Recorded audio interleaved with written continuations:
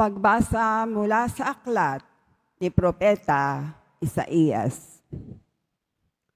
Sa araw na iyon, sa bundok ng Siyon, aanyayahan ng Panginoon ang lahat ng bansa.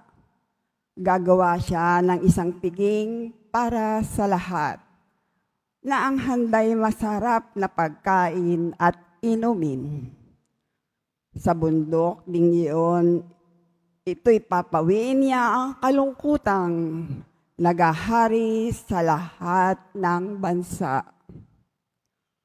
Lubusan niyang papawiin ang kamatayan. Papahirin ng Panginoon ang luha ng lahat. Aalisin niya sa kahihiyan ang kanyang bayan. Kung magkakagayon, sasabihin ng lahat, siya ang ating Diyos na ating pinagtitiwalaan.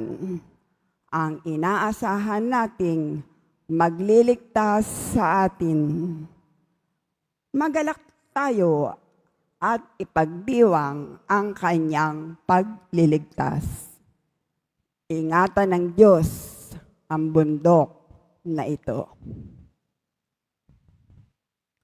Ang salita ng Diyos. Salamat sa Diyos.